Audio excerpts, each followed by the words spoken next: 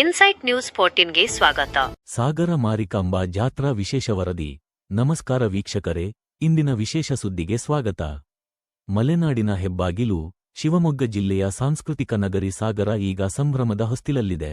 ದಕ್ಷಿಣ ಭಾರತದ ಅತ್ಯಂತ ದೊಡ್ಡ ಹಾಗೂ ಐತಿಹಾಸಿಕ ಜಾತ್ರೆಗಳಲ್ಲಿ ಒಂದಾದ ಸಾಗರದ ಶ್ರೀ ಮಾರಿಕಾಂಬಾ ಜಾತ್ರೆ ಇಡೀ ನಾಡಿನ ಗಮನ ಸೆಳೆಯುತ್ತಿದೆ.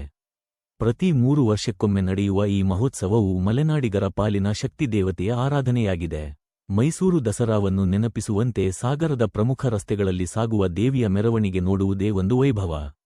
ಲಕ್ಷಾಂತರ ಭಕ್ತರು ಸೇರುವ ಈ ಸಂದರ್ಭದಲ್ಲಿ ಬೃಹತ್ ವಸ್ತು ಪ್ರದರ್ಶನ ಹಾಗೂ ಮನರಂಜನಾ ಕಾರ್ಯಕ್ರಮಗಳು ಜನರನ್ನು ಕೈಬೀಸಿ ಕರೆಯುತ್ತಿವೆ.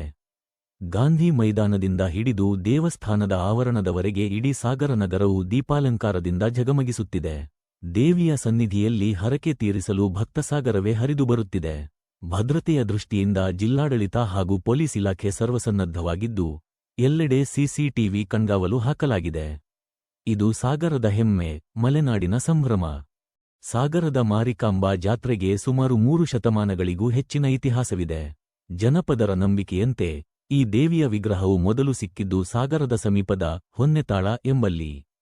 ಕೆಳದಿಯ ಅರಸರ ಕಾಲದಲ್ಲಿ ಈ ದೇವಿಯ ಆರಾಧನೆಗೆ ಹೆಚ್ಚಿನ ಒತ್ತು ನೀಡಲಾಗಿತ್ತು ಎನ್ನಲಾಗುತ್ತದೆ. 16ನೇ ಶತಮಾನದಲ್ಲಿ ಒಕ್ಕಲಿಗ ಸಮುದಾಯದವರು ಈ ವಿಗ್ರಹವನ್ನು ತಂದು ಸಾಗರದಲ್ಲಿ ಪ್ರತಿಷ್ಠಾಪಿಸಿದರು ಎಂಬುದು ಇತಿಹಾಸಕಾರರ ಮಾತು.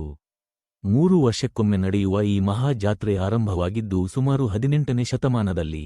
ಸಾಗರ ನಗರದ ರಕ್ಷಕಿಯಾಗಿ, ಪ್ಲೇಗ್ನಂತಹ ಮಹಾಮಾರಿಗಳಿಂದ ಜನರನ್ನು ಕಾಪಾಡಿದ ದೇವತೆಯಾಗಿ ಮಾರಿಕಾಂಬೆ ಇಂದಿಗೂ ಪೂಜಿಸಲ್ಪಡುತ್ತಿದ್ದಾಳೆ.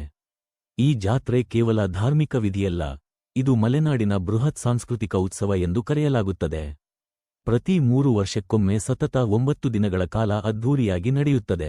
8 ಅಡಿ ಎತ್ತರದ ಭವ್ಯ ವಿಗ್ರಹ, 8 ಕೈಗಳಲ್ಲಿ ಆಯುಧಗಳನ್ನು ಹಿಡಿದ ಚತುರ್ಭುಜಧಾರಿಣಿ, ಬೃಹತ್ ರಥದಲ್ಲಿ ದೇವಿಯ ಮೆರವಣಿಗೆ ಸಾಗುವ ದೃಶ್ಯ ಕಣ್ಣಿಗೆ ಹಬ್ಬ. ಜಾತಿಯ ಭೇದವಿಲ್ಲದೆ ಸಕಲ ಸಮುದಾಯದವರು ಸೇರಿ ಆಚರಿಸುವ ಭಾವೈಕ್ಯತೆಯ ಸಂಕೇತ. ವಿಧಿವಿಧಾನಗಳು ಮತ್ತು ಸಂಪ್ರದಾಯ. ಜಾತ್ರೆಯು ಗದ್ದುಗೆಯ ಪ್ರತಿಷ್ಠಾಪನೆಯೊಂದಿಗೆ ಆರಂಭವಾಗಿ ದೇವಿಯ ವಿಸರ್ಜನೆಯೊಂದಿಗೆ ಮುಕ್ತಾಯವಾಗುತ್ತದೆ.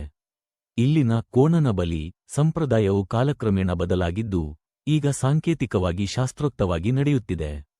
ಮಲೆನಾಡಿನ ಸುತ್ತಮುತ್ತಲಿನ ಜಿಲ್ಲೆಗಳಾದ ಶಿವಮೊಗ್ಗ, ಉತ್ತರ ಕನ್ನಡ ಮತ್ತು ಚಿಕ್ಕಮಗಳೂರಿನಿಂದ ಲಕ್ಷಾಂತರ ಭಕ್ತರು ಈ ಸಮಯದಲ್ಲಿ ಸಾಗರಕ್ಕೆ ಹರಿದು ಬರುತ್ತಾರೆ. ಸಾಗರದ ಈ ಜಾತ್ರೆಯು ಶಿರಸಿಯ ಮಾರಿಕಾಂಬಾ ಜಾತ್ರೆಯಷ್ಟೇ ಪ್ರಾಮುಖ್ಯತೆಯನ್ನು ಹೊಂದಿದ್ದು, ಇಲ್ಲಿನ ದೇವಿಯನ್ನು ಶಿರಸಿ ದೇವಿಯ ತಂಗಿ ಎಂದು ಭಕ್ತರು ಪ್ರೀತಿಯಿಂದ ಕರೆಯುತ್ತಾರೆ.